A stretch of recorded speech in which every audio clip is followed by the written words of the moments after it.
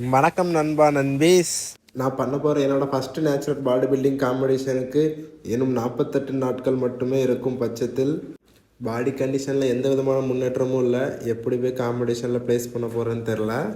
இருந்தாலும் நம்மளால் முடிஞ்ச அளவுக்கு எஃபர்ட்ஸை போட்டு நம்மளோட பெஸ்ட்டு கண்டிஷனில் போய் அந்த ஸ்டேஜில் நிற்க போகிறேன். அப்புறம் நம்ம வீடியோவை இப்போ தான் புதுசாக பார்க்குறீங்கன்னா ஒரு ஃபாலோ அண்ட் சப்ஸ்கிரைப் மட்டும் தட்டிக்கோங்க.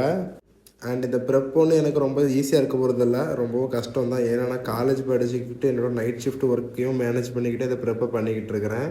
அப்புறம் எப்பவும் போல் காலைல எழுந்தோ தான் ஆஃபீஸ் வந்து கிளம்பி வீட்டுக்கு வந்துட்டேன். வீட்டுக்கு வந்தாலும் நம்ம நேராக கிச்சனுக்கு சமைக்கிற வேலையை பார்க்க வந்தாச்சு.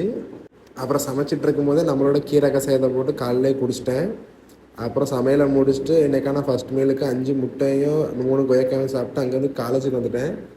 காலேஜுக்கு எதுக்கு வாரேனே தெரியல, சும்மா வாரேன் போகிறேன் அப்படி தான் போயிட்டுருக்குது. அப்புறம் காலேஜில் ஏதோ ஃபார்மெல்லாம் ஃபில் பண்ணி கேட்டாங்க, அதையும் ஃபில் பண்ணி கொடுத்துட்டு அங்கேருந்து வீட்டுக்கு வந்தாச்சு. வீட்டுக்கு வந்ததும் ப்ரீ ஒர்க் அவுட்டுக்கு ஓட்ஸ் போட்டு சாப்பிட்டேன். அதை சாப்பிட்டு அங்கேருந்து ஜிம்முக்கு வந்தாச்சு. நம்ம நண்பர் வெல்கம் போர்டு மாதிரி ஜிம் வாசலில் நின்றுருந்தாலும் எதுக்குன்னு தெரில. அப்புறம் நமக்கு இன்றைக்கி ஜிம்மில் chest and biceps work out தான். செஸ்ட் ஒர்க் அவுட் போடும்போது வீடியோ எடுக்கலை, பைசப்ஸ் மட்டும் தான் எடுத்தேன். காம்படிஷனுங்கிற 48 நாள் மட்டும் இருக்க பட்சத்தில் இன்னும் ஸ்ட்ரென்த் எதுவும் அடிவாங்கிற மாதிரி இல்லை. ஸ்ட்ரென்த் அடிவாகாமல் இருக்க வரைக்கும் நல்லது. அப்புறம் அங்கேருந்து ஒர்க் அவுட்லாம் முடிச்சுட்டு வீட்டுக்கு போகும்போது ஒரு 3 இட்லியை மட்டும் சாப்பிட்டு டின்னரை முடிச்சுக்கிட்டேன். அப்புறம் அங்கேருந்து ஆஃபீஸ்க்கும் வந்துட்டேன்.